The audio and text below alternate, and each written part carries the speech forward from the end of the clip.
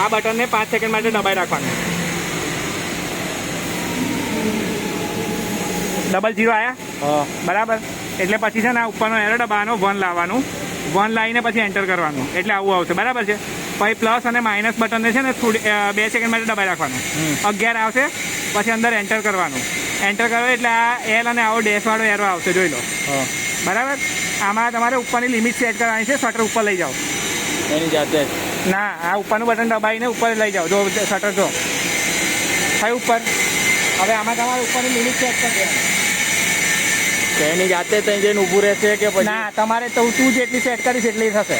બરોબર. એટલે તમારે જોઈને સેટ કરવાની, બહુ એ ના જતું રહે, કેમ કે આમાં લિમિટ છે ને તે બાયપાસ થઈ જાય છે.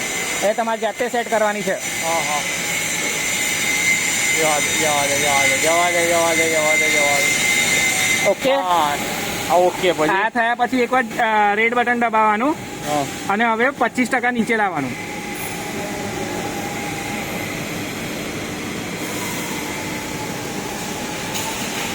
બરાબર.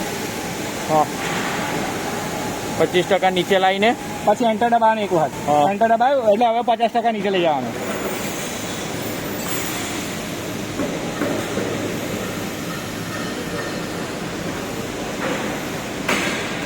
ઓકે. હા, પછી એન્ટર દબાવવાનું વચ્ચેનું. હજુ થોડું દબાવે. હા, હવે પછી એન્ટર દબાવી દેવાનું. બરોબર. હવે ઠીક ડાઉન લઈ જવાનું. ઓકે. ડાઉનમાં લેતી વખત એક વસ્તુ યાદ રાખવાની કે આખું ગ્રાઉન્ડ પર ટચ નહીં કરવાનું, થોડું ઊંચું થઈ જશે નહીં તો. એટલે સાધારણ અડાઈને બંધ કરી દેવાનું.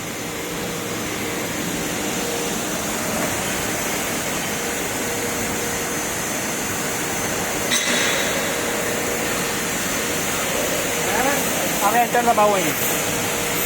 ઓકે, 01 આવ્યું. હવે પાછા બટન પર જવાનું અને 2 સેકન્ડ માટે દબાઈ રાખવાનું.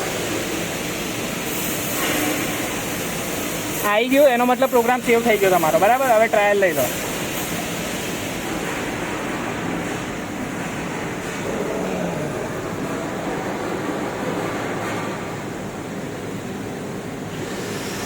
ફર્સ્ટ ટાઈમ ટ્રાયલ લો એ વખતે સ્ટોપના બટન પર હાથ મૂકી રાખો. કદાચ કોઈ એબનોર્માલિટી હોય તો તમે બંધ કરી શકો. બાકી જનરલી ઓટોમેટિક કટ અને ડાઉન થશે. ઓટો કટ છે ઉપર.